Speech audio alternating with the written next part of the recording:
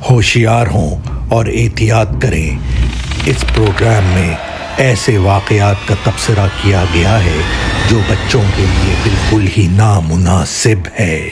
एक वक्त था जब शौहर और बीवी के दरमियान मोहब्बत भरा रिश्ता था, एतमाद था, हमदर्दी थी। लेकिन अब उनके बीच एक ऊंची दीवार खड़ी थी, रंजिशों की दीवार और राजों से भरी दीवार। राज जो शौहर छुपा रहा था, राज जो बीवी के दिल में थे। फिर एक दिन अचानक बीवी गायब हो जाती है। क्या वो अपनी जिंदगी से तंग आकर सबको छोड़ छाड़ कर भाग गई थी, या उसे रास्ते का कांटा समझकर उठाकर फेंक दिया गया था? मजीद जानने के लिए देखिए जेनिफर और गणेश रामसरान की कहानी।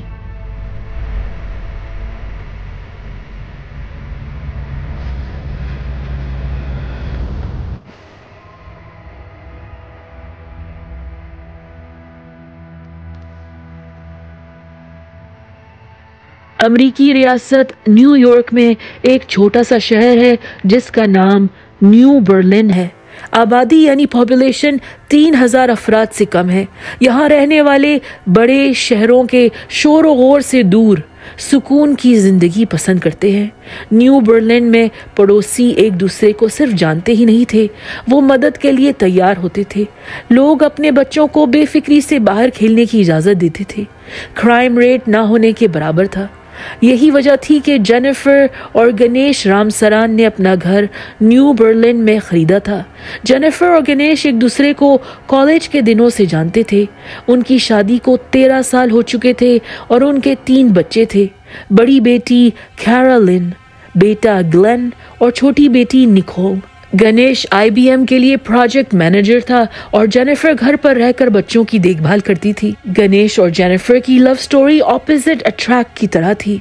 उनकी बहुत ही मुख्तलिफ शख्सियत थी, लेकिन इसके बावजूद उन्हें एक दूसरे से प्यार हो गया था। गणेश आउटगोइंग था, मिलनसार, घुलने मिलने वाला, बहुत ही एक्सट्रोवर्ट, जोर जोर से बात करके मजाक करके सबकी तवज्जो हासिल कर लेता था। उसके बेशुमार दोस्त थे। उसे फिटनेस में दिलचस्पी थी। वो मैराथन्स में भागने लगा था। मैराथन्स की तैयारी में वो रोजाना वर्जिश करता था, अपनी सेहत का ख्याल रखता था। जेनिफर कम गोह थी, खामोश तबीयत की मालिक थी। वो फिटनेस फ्रीक बिल्कुल नहीं थी, किताब का कीड़ा थी जिससे लाइब्रेरी और बुक स्टोर्स में वक्त गुजारना पसंद था। जेनिफर ने आर्ट की डिग्री मुकम्मल की थी। पेंटिंग्स, सिरामिक्स और फ्लोरल डिजाइन्स में उसने कई इनामात हासिल किए थे। वो सेंट पॉल चर्च के संडे स्कूल में पढ़ाती थी, गर्ल स्काउट ट्रूप लीडर थी और अपने फारिग वक्त में बुनाई यानी निटिंग और क्विल्टिंग की क्लासेस देती थी। जानने वाले उसे प्यार से मार्था स्टुअर्ट कहते थे क्योंकि वो हरफुन मौला टाइप की थी। खाने पकाने में, केक बेक करने में, हर घरेलू हुनर में माहिर थी। कम्युनिटी वाले उसे अक्सर बच्चों के साथ बाहर हंसते खेलते हुए देखा करते थे। जेनिफर के दोस्त ज्यादा नहीं थे, लेकिन जो थे वो खास थे। जेनिफर की बेस्ट फ्रेंड आइलीन सेल्स का कहना है कि वो एक फ्रेंडली औरत थी और उसका बड़ा खूबसूरत दिल था। आइलीन और जेनिफर गर्ल स्काउट प्रोग्राम के दौरान पहली बार मिली थी और दोनों की दोस्ती बच्चों की मुख्तलिफ एक्टिविटीज में हिस्सा लेते हुए मजीद पक्की हो गई थी। वो एक दूसरे की राजदार थीं। उनकी रोज बातचीत होती थी और उनका एक दूसरे के घर बहुत आना जाना था। सन 2012 जेनिफर और गणेश लोगों की नजरों में एक कंफर्टेबल प्यार भरी जिंदगी गुजार रहे थे। उनका एक बड़ा कुशादा घर था, 3 खूबसूरत सेहतमंद बच्चे। उनकी फैमिली फाइनेंशियली सिक्योर थी, कोई परेशानी नहीं थी। 11 दिसंबर 2012 की रात गणेश रामसरान 911 डायल करके पुलिस की मदद मांगता है। Tell me exactly what happened. My wife left this morning between 10 and 11. She hasn't been back, and I'm really freaked out. वो कहता है, मेरी बीवी सुबह 10-11 बजे से घर से निकली हुई है, वापस नहीं आई है। मैं परेशान हूँ। गणेश ने बताया कि जेनिफर को पास के शहर सिराक्यूज के शॉपिंग मॉल जाना था, लेकिन वो अभी तक घर नहीं लौटी थी। कई बार फोन करने के बावजूद उनकी बातचीत नहीं हुई थी। पुलिस ने साउथ न्यू बर्लिन से लेकर सिराक्यूज के आसपास के पुलिस स्टेशन से जेनिफर रामसरान के बारे में दरियाफ्त किया। कहीं उसकी गाड़ी रास्ते में खराब तो नहीं हो गई थी या वो किसी हादसे का शिकार तो नहीं हो गई थी। रात भर पेट्रोल ऑफिसर्स को चौकन्ना रहने का कहा गया, लेकिन जेनिफर रामसरान नहीं मिली। अगली सुबह रामसरान फैमिली के 3 बच्चे, उम्र 13 साल, 8 साल और 6 साल, तीनों ने माँ का पूछा, डैड वेयर्स मॉम? गणेश ने बच्चों को तसल्ली दी कि उनकी माँ जल्द घर वापस आ जाएगी। फिर उसने उन्हें नाश्ता देकर स्कूल के लिए रवाना कर दिया। गणेश के दोस्त जेसन विक्स ने गणेश से कहा, जेनिफर के पास आईफोन है, तुम फाइंड माई आईफोन ऐप इस्तेमाल करके तो देखो। गणेश ने घर जाते हुए वो ऐप खोली और उसे बीप बीप बीप जेनिफर के फोन की लोकेशन मिल गई। वो फौरन उस जगह पर पहुंचा और उसने पुलिस को फोन किया। I found my wife's iPhone. I'm on Moon Hill Road in South Plymouth. I haven't touched it. I can see it from here. Can you send someone out here? Ganesh ने कहा, मुझे मेरी बीवी का iPhone मिल गया है। मैं मून हिल road पर हूँ, साउथ प्लिमथ में। मैंने फोन को छुआ नहीं है, मैं फोन को देख सकता हूँ। क्या आप किसी को यहाँ भेज सकते हैं? पुलिस अफसरान जब वहाँ पहुँचे, उन्हें जेनिफर का फोन पत्थरों और झाड़ियों के बीच मिला, लेकिन उसके अलावा वहाँ और कुछ नहीं था। इलाके की छानबीन की गई। जेनिफर से जुड़ी कोई और चीज वहां से नहीं मिली, ना उसका पर्स, ना उसकी चाबियां, ना उसकी गाड़ी। पुलिस ने गणेश से जेनिफर के बारे में चंद सवालात किए। क्या वो डिप्रेस थी या नाराज थी? क्या आप दोनों की शादी मजबूत थी? क्या जेनिफर का किसी के साथ चक्कर चल रहा था? क्या वो छोटे बच्चों से तंग आ गई थी? क्या पता वो कुछ दिन सुकून के चाहती थी। गणेश ने डिटेक्टिव से कहा कि उनके बीच सब ठीक था, वो एक दूसरे से मोहब्बत करते थे और जेनिफर एक अच्छी माँ थी जो अपने बच्चों को कभी छोड़कर नहीं जाएगी। जेनिफर रामसरान की तलाश जारी रही। उसके जानने वालों से पूछगछ की, लेकिन किसी ने उसे नहीं देखा था। डिटेक्टिव्स ने गणेश से तफसीली इंटरोगेशन की। उसने बताया कि गुमशुदगी के दिन जेनिफर उनकी बेटी के हॉलिडे कॉन्सर्ट के लिए खास ड्रेस खरीदना चाहती थी। क्योंकि न्यू बर्लिन में दुकानों की भरमार नहीं थी, उसने करीब के बड़े शहर सिराक्यूज के शॉपिंग सेंटर जाने का इरादा किया था, जो तकरीबन 1.5 घंटे दूर था। गणेश ने बातों बातों में डिटेक्टिव्स को बताया कि चंद महीनों से उसने जेनिफर में तब्दीली महसूस की थी। आमतौर पर जेनिफर अपने कपड़ों को लेकर, अपने हुलिये को लेकर लापरवाह थी, लेकिन हाल में वो अपने अपीयरेंस पर बहुत तवज्जो देने लग गई थी। उसने फिर बाल बनाना, मेकअप करना शुरू कर दिया था। जेनिफर घंटों तक फोन पर या अपने टैबलेट पर गेम्स खेलने लगी थी और वो अक्सर इंटरनेट पर चैटिंग करते हुए नजर आती थी। क्या जेनिफर इंटरनेट पर अजनबियों से राब्ते में थी? क्या उनमें से किसी खतरनाक आदमी ने उसे अगवा कर लिया था? डिटेक्टिव्स जानते थे कि जेनिफर का फोन सुनसान इलाके से मिलना ये एक बुरी अलामत थी, बहुत ही बैड न्यूज़ थी। अगर वो खुद भागी थी तो वो आसानी से अपना फोन बंद कर सकती थी। फोन फेंकना जरूरी नहीं था। फोन का फेंकना किसी ऐसे शख्स का काम था जो जेनिफर को नुकसान पहुंचाना चाहता था। देखते देखते जेनिफर को गायब हुए 5 दिन गुजर गए थे और 5वें दिन इस केस में एक बड़ा इंकिशाफ हुआ। जेनिफर की गाड़ी मिल गई। जेनिफर का बाप थॉमस रेंज अपनी बेटी की तलाश में निकला था। वो गाड़ी में बैठकर उसे शहर के कोने कोने में ढूंढ रहा था कि उसे जेनिफर की लाल रंग की वैन नजर आई। 911, what's the address of your... Shenango Sheriff. Yes. Tom Renz, Jennifer Ramsey's father? Yes. I found the van. Police अफसरान ने वैन खोली तो उन्हें फौरन वैन की खालीन पर खून का धब्बा दिखाई दिया। फोरेंसिक एक्सपर्ट्स ने ब्लड सैंपल महफूज किया। ये जानना जरूरी था कि खून किसका था। वैन मिल जाने के बाद, खास तौर पर उसके अंदर खून की मौजूदगी का सुनकर, जेनिफर की दोस्त आइलीन सेल्स ने डिटेक्टिव से बात करने की दरख्वास्त की। आइलीन अपनी बेस्ट फ्रेंड के राज से पर्दा हटाने वाली थी। उसने कहा, किंगडम्स ऑफ कैमलॉट का नाम जानते हैं? जेनिफर इस ऑनलाइन स्ट्रैटेजी गेम की दीवानी थी। वो इस खेल में जुनून की हद तक मुब्तला थी कि कभी कभी मुझे उसकी फिक्र होती थी। जेनिफर सारा दिन गेम के साथियों से चैटिंग करती थी। वो इतनी मगन थी कि वो खाना पकाना भूल जाती थी या सफाई करना भूल जाती थी। वो लोग अक्सर रेस्टोरेंट से टेक आउट करने लगे थे और घर घूर रहने लगा था। कई बार बच्चों के मैले कपड़ों का ढेर देखकर मुझे तरस आया था और मैंने उनके घर की सफाई कर दी थी या उनकी लॉन्ड्री कर दी थी। जेनिफर को किंगडम्स ऑफ कैमलॉट की लत पड़ गई थी और सिर्फ यही नहीं, गेमिंग प्लेटफॉर्म पर उसका रॉब नामी ब्रिटिशर आदमी दोस्त बन गया था। एक दिन जेनिफर और मैं शॉपिंग कर रहे थे कि उसने अचानक परफ्यूम की दुकान में रुकना चाहा। जेनिफर ने एक क्लोन काफ़ी देर तक सूंघा। मैंने पूछा, इसमें क्या ख़ास बात है? जेनिफर ने कहा, रॉब ने बताया है कि वो ये क्लोन लगाता है। गेम खेलते हुए जेनिफर और रॉब के दरमियान दोस्ती फ्लर्टिंग में तब्दील हो गई थी। जेनिफर ने उसे अपनी तस्वीरें भेजी थी। रॉब ने वादा किया था कि वो किसी न किसी दिन जेनिफर से मिलने अमेरिका आएगा। मैंने जेनिफर से कहा था, इंटरनेट पर हर कोई काबिले एतबार नहीं होता, एहतियात करो। वो आदमी जेनिफर का एड्रेस जानता था। उसने एक तोहफा भी भेजा था। क्या पता रॉब उसका नकली नाम था, क्या पता वो यूके में नहीं यहीं कहीं रहता था, क्या पता वो जेनिफर से मिलने आया हो, उसने जेनिफर को अगवा कर लिया है या उसे मार दिया है। डिटेक्टिव्स ने किंगडम ऑफ कैमलॉट कंपनी वालों से रॉब नामी प्लेयर की आईडी निकलवाई। पता चला कि वाकई वो यूके में रहता था। इंटरपोल के जरिए ब्रिटिश पुलिस ने रॉब से पूछगछ की। उसने बताया कि वो शादीशुदा था। जेनिफर और उसकी अच्छी दोस्ती थी, लेकिन दोनों कभी नहीं मिले थे। उनकी दोस्ती सिर्फ इंटरनेट तक महदूद थी। रॉब ने कहा, मैं तो काफ़ी दिनों से परेशान था कि जेनिफर इतने अरसे से ऑनलाइन क्यों नहीं आई है। रॉब के पास मजबूत एलिबाई था और वो तो मुल्क से बाहर निकला ही नहीं था। तफ्तीश जारी रही। जेनिफर के मिसिंग पोस्टर जगह जगह लगाए गए। फेसबुक पर उसकी गुमशुदगी के चर्चे हुए।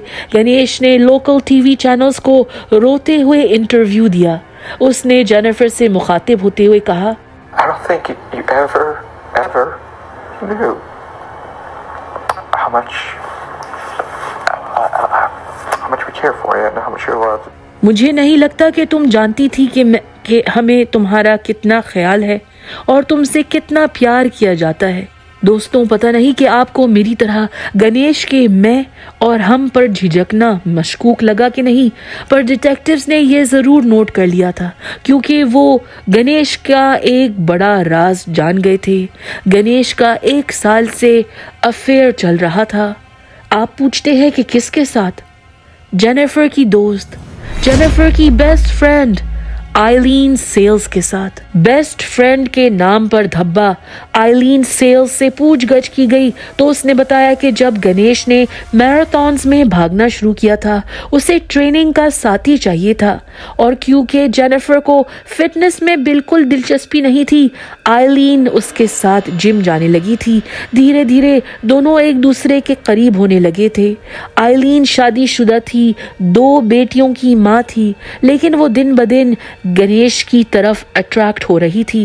गणेश उसकी बातें दिलचस्पी से सुनता था, उसे खास महसूस करवाता था। दोनों सबके सामने दोस्ताना अंदाज में मिलते तो थे। जब वो मैराथन या किसी कंपटीशन में हिस्सा लेते, जेनिफर और आइलीन का शौहर सारे बच्चों समेत उनकी हिम्मत अफजाई के लिए उन्हें चीयर करने फिनिश लाइन पर खड़े होते थे। आइलीन और गणेश बहाने ढूंढकर अकेले में मिलने लगे। जल्द उनके ताल्लुकात जिनसी बन गए थे।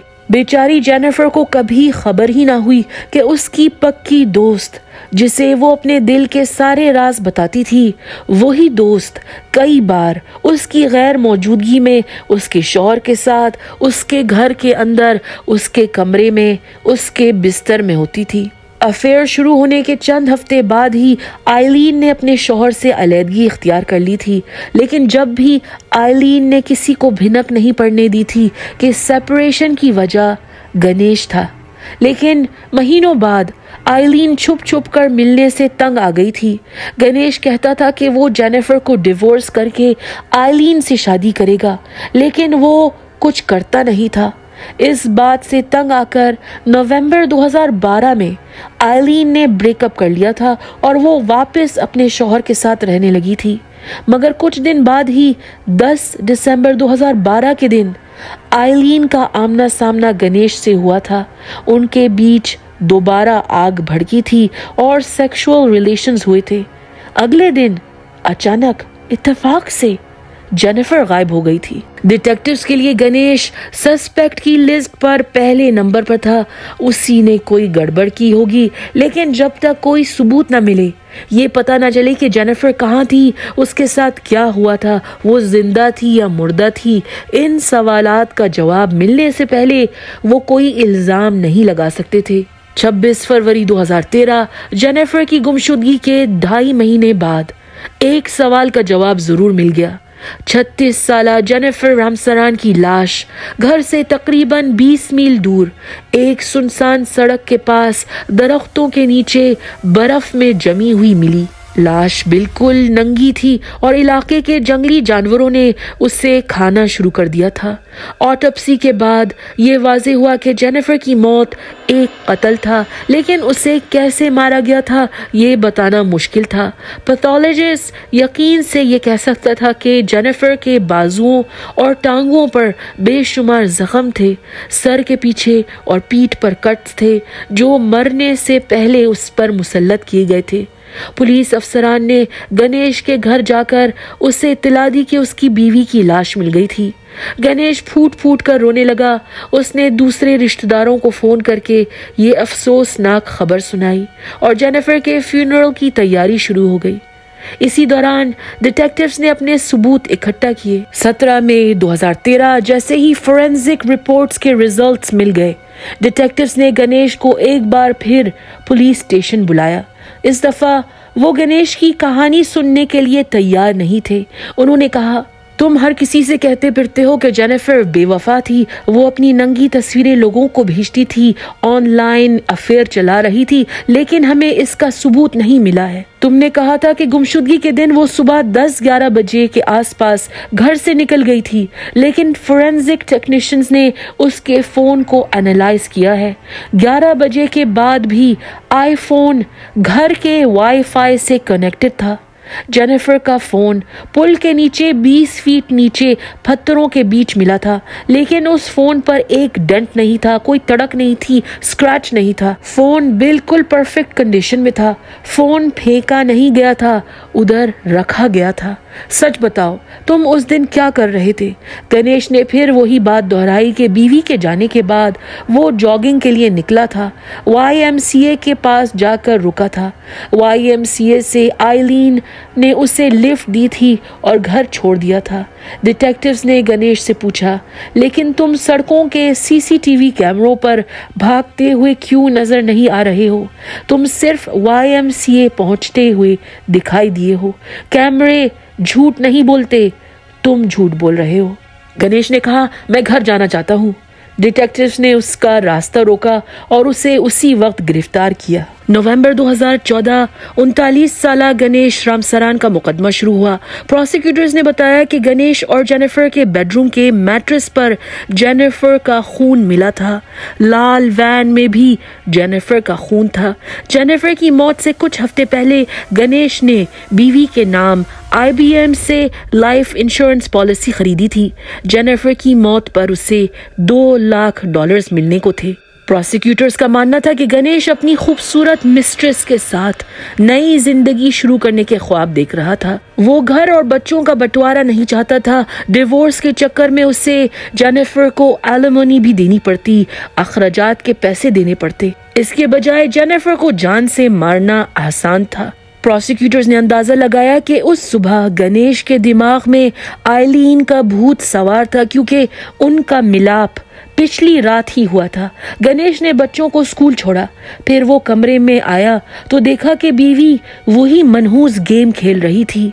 गणेश ने तैश में आकर उसकी जान ले ली। कमरे की सफाई करने के बाद उसने अपने कपड़े बदले, बीवी की लाश उसकी वैन में रखी और सुनसान इलाके में लाश ठिकाने लगा दी। फिर उसने फोन रास्ते में पुल के नीचे छोड़ दिया। बीवी की वैन वीरान अपार्टमेंट बिल्डिंग के पास पार्क कर दी और YMCA भागते हुए पहुंचा। प्रोसिक्यूटर्स ने रॉब को अदालत में पेश किया। उसने स्काइप के जरिए अपना बयान दिया और कहा, उस दिन जेनिफर का शॉपिंग करने का कोई प्लान नहीं था। हम बीच गेम में थे कि अचानक वो ऑफलाइन हो गई थी।